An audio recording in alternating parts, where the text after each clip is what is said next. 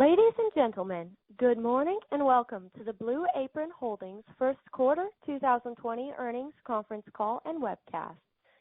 At this time, all participants are in a listen-only mode. As a reminder, this call is being recorded for replay purposes. A slide presentation has been created to accompany today's remarks and can be accessed on the Blue Apron Investor Relations website. Should you need assistance, please signal a conference specialist by pressing the star key followed by 0. Following the conclusion of today's call, the Blue Apron team will host a question and answer session, and instructions will be given at that time.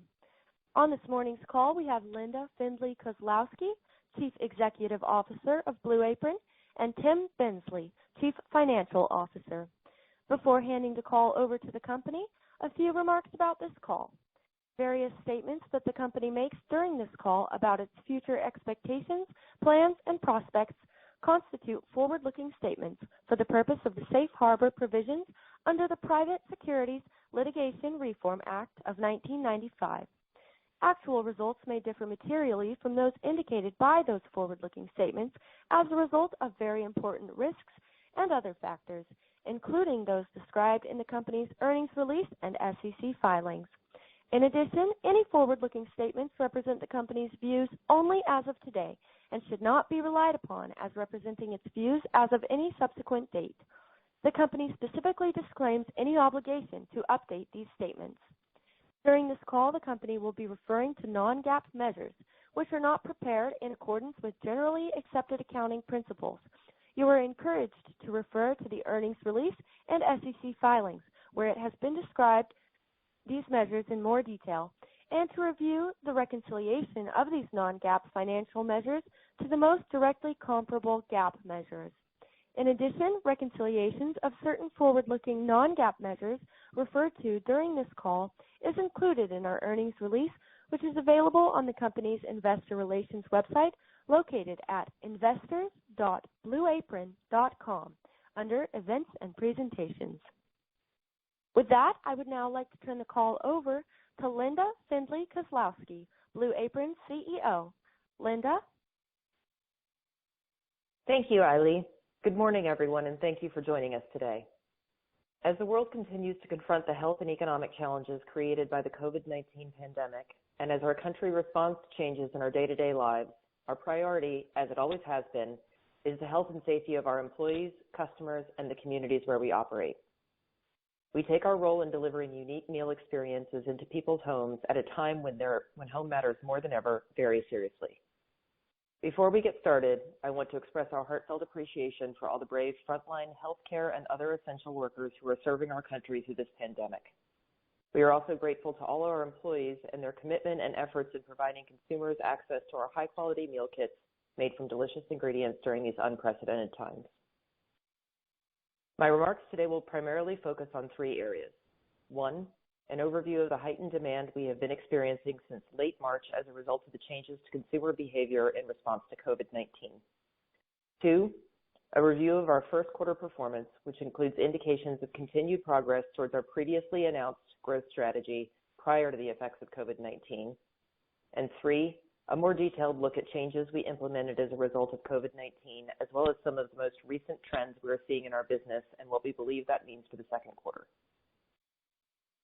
We operated in 2 very distinct environments so far this year, a pre- and post-pandemic world, and I'm proud of our team's ability to execute on our changing business needs in both situations. First, let's talk a bit about the recent heightened demand for our meal kits. With regard to consumers' response to the COVID-19 pandemic, the initial sharp increase in demand among new and existing Blue Apron customers came in late March as the country started to adapt to stay-at-home and restaurant restriction orders that took effect around much of the country. We believe these government actions contributed to more people looking for options to have their food delivered directly to their door. While we've had to make some temporary adjustments to our offerings and operations as demand started to shift, the sequential quarter-over-quarter efficiencies we've driven in our business have helped us provide the necessary infrastructure to adapt to this increase in demand. This positioned us to be able to immediately begin ramping up our capacity in our Linden, New Jersey, and Richmond, California fulfillment centers, primarily focusing on increasing headcount to enable us to fulfill meal kit orders. We recognize that we create a product that helps people during this challenging time and have been relentless in our focus to serve as many households as possible. We expect that our Q2 results will begin to reflect this increased demand, and in a moment, we will speak about what we expect that to look like. In addition, based on recent indications of the expected longer-term impacts that we believe COVID-19 may have on consumer behavior relating to cooking at home, we believe there will be an ongoing positive impact on our business for at least the near and immediate term. There has been a significant increase in the number of households cooking at home as a result of the stay-at-home and restaurant restriction orders around the country. Even as restrictions on consumer behavior begin to ease, we expect that there will be a shift to a new economic and social norms reflecting the changes in cooking and eating habits developed during the weeks or months consumers spend at home, and these will persist for some time. We also believe that even as restrictions begin to lift, there may be a long-term negative impact on the ability of some restaurants to operate at levels prior to the pandemic, if at all. These factors, combined with the work that we're doing to retain and engage customers, lead us to believe that a portion of the uplift in demand we have recently experienced can be maintained beyond the period of the direct impact of COVID-19. At the same time, I want to be clear that even with the increased demand we have seen in recent weeks, we remain focused on our growth strategy, which we believe strengthens our ability to serve our customers, including during these times of uncertainty. Before we get into additional detail on some of the effects of COVID-19 we have been seeing, we will quickly summarize our Q1 results. Both net revenue and new customers increased sequentially quarter over quarter as we continued to make progress with our growth strategy. In addition, average revenue per customer saw another quarterly sequential increase to $271. Our variable margin improved 150 basis points from the fourth quarter of 2019 to over 40% in Q1. And net loss was favorable compared to the range that we provided when we reported fourth quarter results. Tim will review each of these metrics in more detail shortly. We believe our first quarter performance demonstrates the progress our team is making towards this strategy that we announced last August to engage more customers that have our best customer characteristics, increase choice and flexibility to better integrate into our customers' lives, and scale our marketing spend efficiently. This work drove quarterly sequential and a year-over-year rise in orders per customer, which we believe in turn reflects the effectiveness of the new products and new customer engagement that we are creating. While we've had to scale back or delay some new products to meet the current heightened demand, we believe our growth strategy, combined with a solid fiscal discipline that we've consistently demonstrated over the last 6 quarters, provides us with a foundation for future profitable revenue growth beyond the current business environment. The first quarter was a significant period for new product launches. In fact, we launched more new products in Q1 than in any other quarter before. Specifically, we added 5 new major products in the first quarter compared to just 5 new major products in the prior 10 quarters combined. These product launches included meal prep, which added an 8-serving plan that can be prepped in as little as 90 minutes per week, as well as our premium offering that delivers an elevated cooking experience with advanced cooking techniques and specialty protein combinations. We've been pleased with the performance of both since launch. In addition to introducing new products, we continued our culinary partnerships with a 6-week collaboration with Chef Seamus Mullen that focused on recipes for a healthy lifestyle. And we plan to soon launch a partnership with award-winning chef and restaurateur Tim Hollingsworth with a focus on the comfort foods of summer. These examples of how we continue to add more choice and variety to our menu demonstrate the progress we were already beginning to achieve towards our growth strategy prior to the COVID-19 pandemic. Moving on to what has happened in our business since the COVID-19 pandemic, I'm going to devote the balance of my prepared comments this morning to review expected business impacts, a number of the actions we've taken to meet increased demand, including operational changes, hiring and HR progress, implementing safety enhancements, and managing our supply chain and marketing functions. I believe the work that we previously put into the implementation of our growth strategy has helped position us to meet this rapid surge in demand. Based on trends we've seen in response to COVID-19, as well as certain assumptions which Tim will note in his comments, we now expect Q2 revenue to grow year over year by high single digits on a percentage basis and expect net loss to continue to narrow versus the previous quarter. We also expect both adjusted EBITDA and operating cash flow to be positive in the quarter. As a result of the changes in consumer behavior we've been seeing in response to COVID-19, including both an increase in meal kit orders and an increase in meal kit average order value, we saw meal kit demand increase by approximately 27% in the first 3 weeks of April compared to the first 3 weeks of March. As we noted earlier, this increase came quickly, and we initially were not able to meet all of this heightened demand, and as a result, meal kit net revenue increased approximately 22% for the same comparable time period.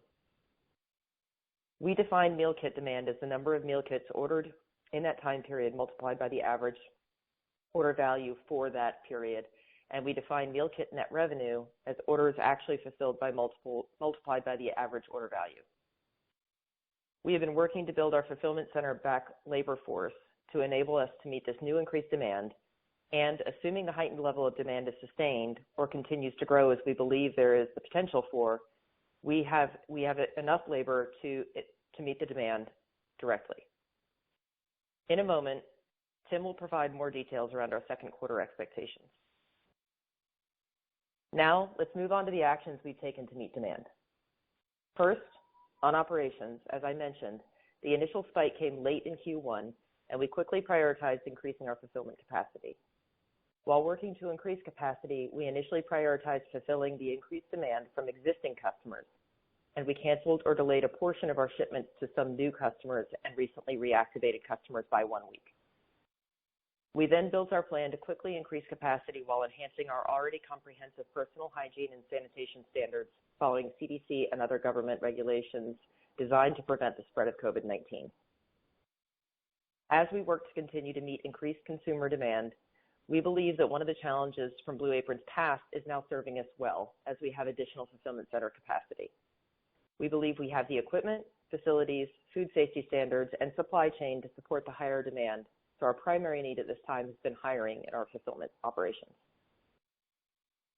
As we began the process to accelerate temporary and permanent staffing in our Linden, New Jersey, and Richmond, California fulfillment centers, we also created an immediate capacity to serve the higher demand by reducing variety in our menu options to limit the need to frequently change the production lines in our fulfillment centers. This decision allowed us additional time to pack meal kits and allowed us to get more meal kits out to more customers. We did this by discontinuing a subset of recipes for an interim period and closing some weekly offering cycles as early as we continued to hire. We understand this practice is in line with others in the meal kit space that are adapting to meet new demand levels.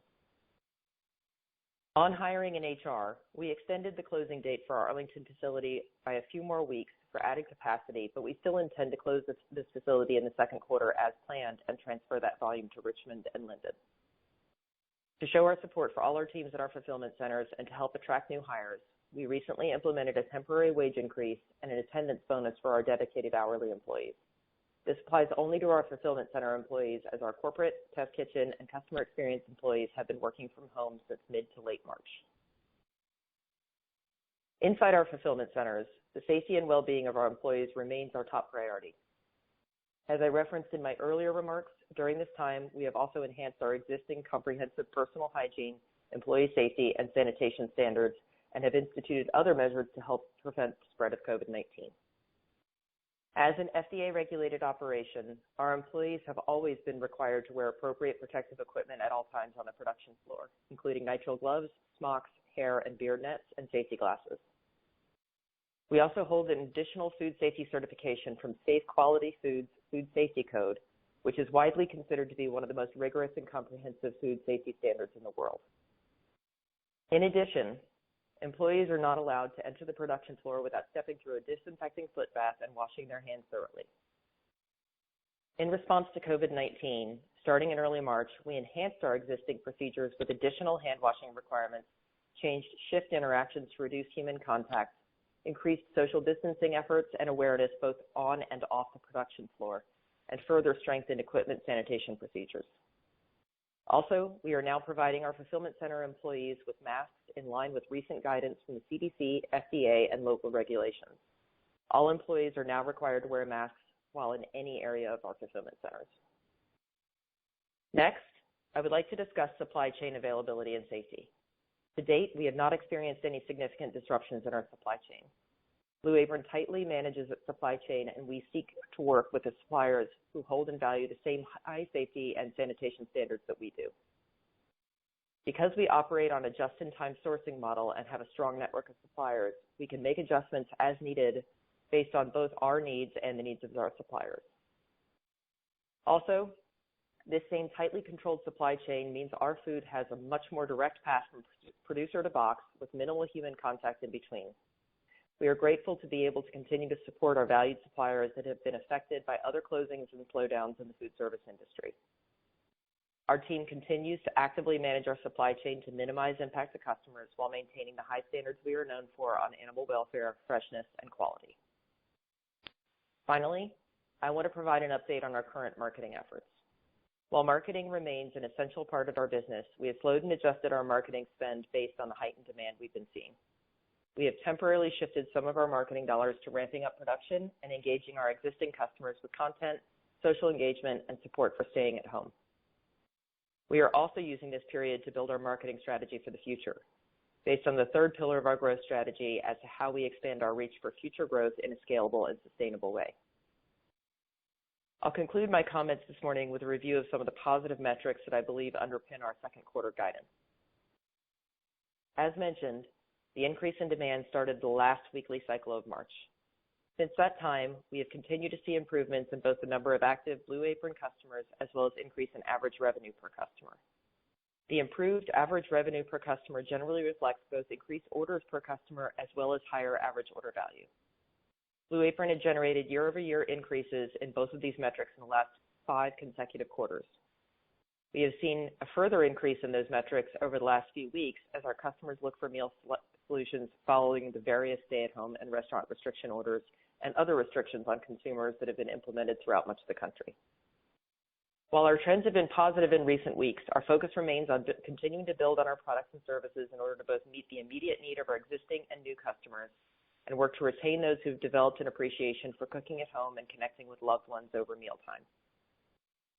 As we don't know what the future will hold in regard to the longer-term impacts of the pandemic on our business, we are not relying on this recent demand and continue to be focused on our three-pronged growth strategy as we move forward in the current environment. We believe that the strategic planning and budgeting done in the last year is helping us to adapt to meet this demand increase. We also remain confident that our previously announced growth strategy continues to be the right strategy even now. And as we stated in February, our board has undertaken a strategic alternatives review process to support the execution of this strategy and enhance long-term shareholder value.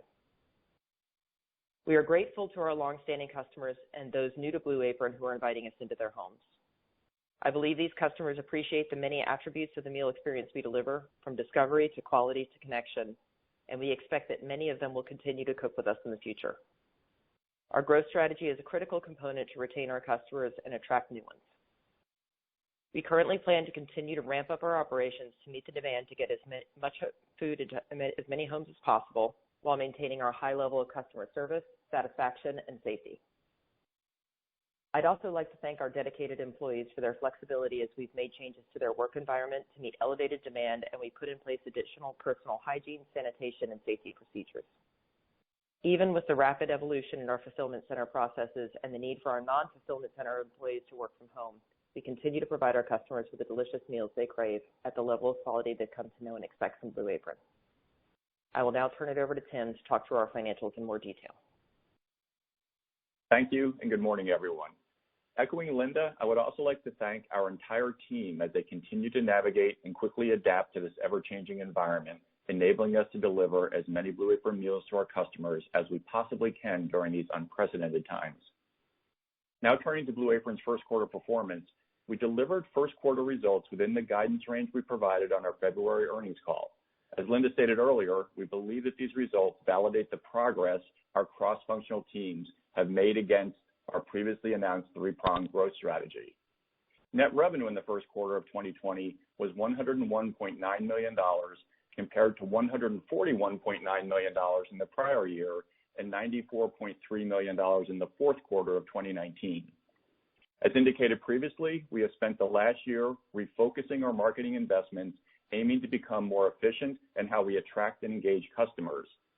While we knew this transition would likely have a negative impact on net revenue throughout 2019, strengthening our customer base is a foundational step for executing our growth strategy as we work towards building a healthy, long-term, sustainable business. As we enter 2020 and prior to seeing the effects of COVID-19 pandemic on our business, we leaned back into our marketing investments to leverage improvements to our product and customer experience. As a result, we saw sequential quarter-over-quarter growth in both net revenue and customers, as well as continued improvement in certain customer metrics. Marketing spend in the first quarter of 2020 increased in both absolute dollars and as a percentage of net revenue on a quarter-over-quarter and year-over-year basis to $15 million, or 14.8% of net revenue, driving an increase in the number of customers of 7% quarter-over-quarter to 376,000. While maintaining our disciplined customer acquisition mindset, we also saw improvements in certain key customer metrics that point to a strengthening customer base. Average revenue per customer and orders per customer improved 5% and 4% year-over-year and 1% and 2% quarter-over-quarter respectively, finishing the first quarter at higher levels than we've seen in the last few years. On the cost side, COGS, excluding depreciation and amortization, as a percentage of net revenue improved 150 basis points quarter-over-quarter to 59.5% in the first quarter of 2020 from 61% in the fourth quarter of 2019. The quarter-over-quarter improvements in COGS largely reflect the expected seasonal trends of the business, as well as our continued focus on cost efficiencies. Product technology and G&A, or PTG&A costs, declined 13% year-over-year to $34.2 million, reflecting our team's ongoing commitment to optimizing our cost structure and diligently managing expenses. Other operating expense was $3.2 million in the quarter, and with $8.1 million of changes related to the planned closure of our Arlington, Texas fulfillment center, partially offset by a gain of $4.9 million from the unwinding of our build-to-suit accounting as a result of our exit from our unoccupied Fairfield, California lease. We officially exited the Fairfield, California lease on March 31st, and we are scheduled to be fully exited from our Arlington fulfillment center by June 1st. On the bottom line, net loss for the first quarter of 2020 improved 8% on a quarter-over-quarter basis to $20.1 million from $20.9 million in the fourth quarter of 2019. Adjusted EBITDA finished the quarter at a loss of $5.8 million, representing a 30% improvement quarter-over-quarter compared to a loss of $8.3 million in the fourth quarter of 2019, driven primarily by efficiencies in our fulfillment center network and our continued focus on cost optimization. Now turning to our financial outlook.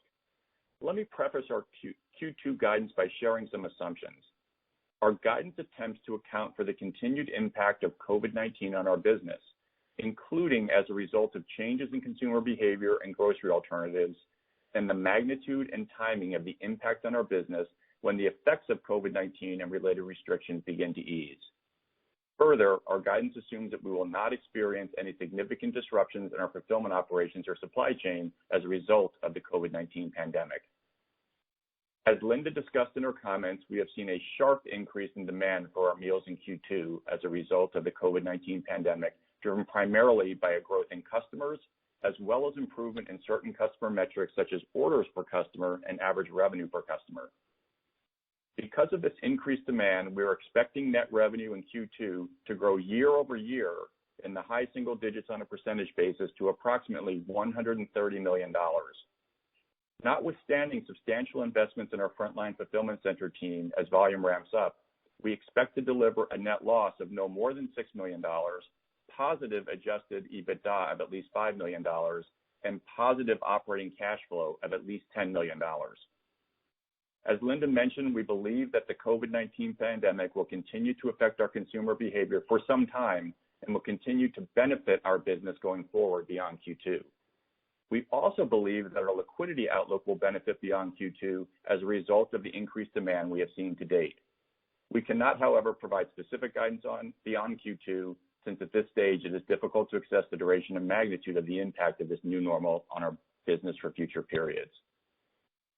As we announced in February, the company's board of directors continues to evaluate a broad range of strategic alternatives to maximize shareholder value, including to support the execution of the company's growth strategy.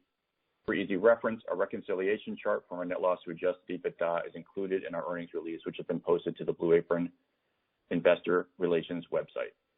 Linda and I will now take your questions.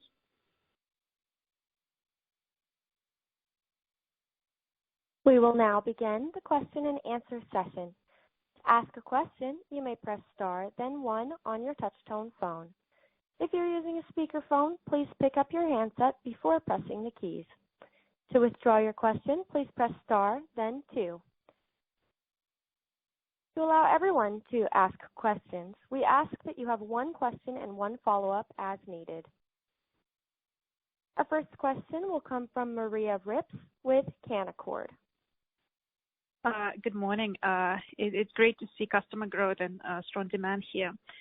I just wanted to ask you a couple of questions. Can you spend a minute talking about how you're thinking about maintaining this healthy level of demand and customer engagement when we are past sort of this wave of heightened demand due to the pandemic? Sure. I can start with that, and then Tim can add anything that he'd like to join in. So what we see, first of all, from the third-party research out there is that there is expected changes in core customer behavior that encourage more cooking at home even after some of these challenges pass, and that there's going to be quite some time that sort of lags behind as people are looking at this. That being said, we assume and understand that the only way that we retain and engage people past this point is to give them a great experience with the product. That's why we're particularly happy with some of the product initiatives that we put forward in Q1, as well as some of the work that we've been doing over the last 18 months to try to drive more variety, more choice, and more experience, because all of those were designed to retain and answer the questions about health, about variety, and about flexibility that our customers and past customers have been looking for in the product to begin with. In addition to that, we are also continuing on with our existing roadmap to add more of those options in that we had already planned for 2020, as we believe that that's a big indicator in how people will retain with our product and a big part of what they're looking for. What hasn't changed and what we will continue to maintain and we know is important for our consumers coming in is that we have great recipes, great flavors, high quality ingredients, high animal welfare standards, and we intend to continue to maintain those so that we can have that differentiation of the quality of the product along with the fact that we're meeting customers' needs when it comes to health, variety, and flexibility. In addition to that, we've also been changing and enhancing our marketing programs to look at both acquisition and retention, and assuming how we can actually apply that to our existing customer base as well as the new demand that's come in from this to maintain the appropriate proportion of that going forward. We have been looking carefully at the data to understand trends and understand the trends in our underlying customer base, and we are seeing that strength there through some of those key customer metrics that we were talking about earlier in the call. Tim, do you want to add to that? Yeah, no, I think that's great. A couple of things kind of to put the pieces together, just to go back again. The first thing is, in Q1, we actually were very happy that when we increased our marketing spend a bit year over year and quarter over quarter, as well as started to see the positive results of the growth initiatives that Linda was just talking about, we're pretty happy that we did see quarter over quarter increase in revenue and specifically increase in all these key customer metrics. And maybe most importantly, and something you called out at the beginning of your question, that 25,000 increase in overall customers quarter over quarter, like a 7% increase in customers. So even though we didn't see any real impact of the COVID-19 pandemic on our business in Q1, we did see positive impact of our growth strategy in Q1. So that was great, and that's something to think about as we move, beyond Q2. Of course, we talked about in Q2, we're seeing this sharp increase. It's driven by an increase in customers as well as increase in customer orders and revenue per customer. So that's great. And as Linda talked about, we're seeing that happen with very efficient marketing spend. So when you put those two things together, as we go into the second half of the year, we do believe that there'll be extended effects of that shifting behavior related to consumer eating habits that Linda talked about, and then that's going to extend beyond the direct Q2 COVID-19 period. But at the same time, as Linda was just talking about as well, we will be continuing to lean into those growth initiatives. We think that we'll be able to be quite efficient from a marketing side as we continue to lean back into marketing in the second half of the year. And we think that, and we will, of course, as Linda just pointed out, continue to lean into those growth initiatives that we've been talking about for some time. So, I think the combination of those things, puts us in a good position going forward. And we can't specifically guide to what's going to happen in the second half of the year because of all the uncertainties, we do believe that there'll continue to be some positive effects as we move out of Q2.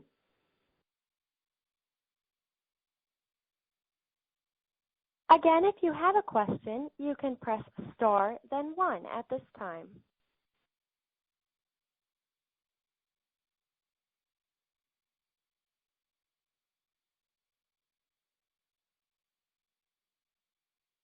Please hold for a moment while we assemble our roster again.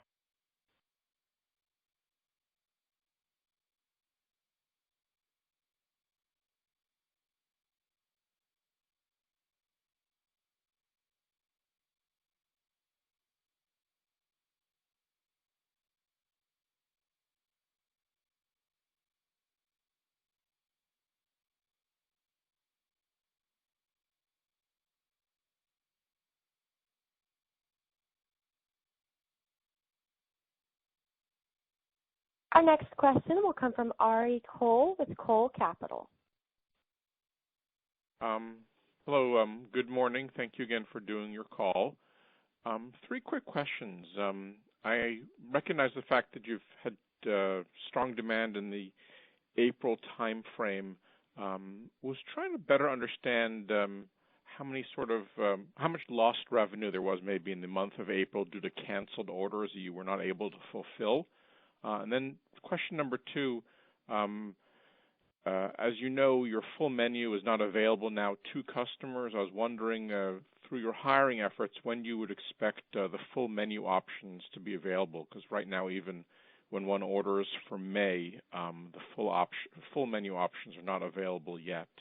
And then the third question is just on, I may have missed this earlier comment from you, but have you made any comment about how materially higher revenue per order and frequency of orders has changed here in the April timeframe when COVID-19 was more evident? Yeah, Linda, you want me to just step in on the first part of that, and I'll let you talk a bit about. Sure. Yep. Okay. So Ari, by the way, thanks for the call. Appreciate you. Appreciate the question. What Linda went through in her section is pretty much what happened in April in terms of the demand versus what we were able to service. And to be clear, the pickup in demand, largely related to the impact of the COVID-19 pandemic, on top of course, the growth initiatives that we already had out there in the market in Q1, was pretty big. So we saw that 27% increase in total demand. Now, without going into the individual specific metrics, I can tell you that that was driven by kind of multiple things. It was driven by an increase in the number of customers during that time period, an increase in the orders per customer that time period, and an increase in revenue per order during that time period. So all of those things were kind of positively moving us towards that 27% increase in demand. Now, it happened pretty quickly, so we had to start ramping up labor under FCs very quickly to service that. And so we were able to service about a 22% increase. So, the difference between that 27% pickup and 22% that we were able to service was obviously represents a little bit of missed opportunity in April. But as Linda also said, we've been continuing obviously to ramp up as we, look for increased demand through the rest of Q2 and, believe that we'll be in good shape to be able to handle the demand going through the rest of the quarter. So, hopefully that handles that part of it. And then Linda, if you want to talk about the menu offerings. Sure. So on the menu offerings, obviously, one of the things we never really want to sacrifice is variety for our customers. At the same time, recognizing the importance of being able to provide as many people as possible with food in their homes, we did make the decision to limit the choices on the menu in order to speed up our ability to deliver food safely. And so we did make that difficult decision in order to reduce some of the variety that was available. And we're expecting that, within the quarter, we'll be able to return to that same level of variety. And we're working very hard to get to that as quickly as possible. But again, we still feel like our priority is making sure as many customers, both new and existing, can get the food that they're looking for first. And that's what we're prioritizing now. But we are getting close and continuing to ramp up. So we'll be able to have news for you fairly soon on going back to full variety on the menu. Great. Thank you, and best of luck. Thanks so much. Thanks, Artie.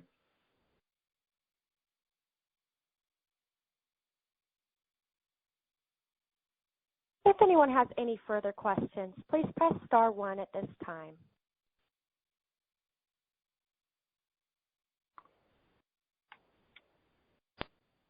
And showing no further questions, this will conclude our question and answer session. As we approach the conclusion of our call, I will now turn it back over to Ms. Kozlowski for closing remarks. Thank you very much. On behalf of everyone at Blue Apron, we do want to wish you, your families, colleagues, and friends well in these extremely unsettling times, and let you know that our teams are working diligently and effectively to bring incredible home cooking into people's homes in this important and challenging time. Thank you. The conference has now concluded. Thank you for attending today's presentation. You may now disconnect.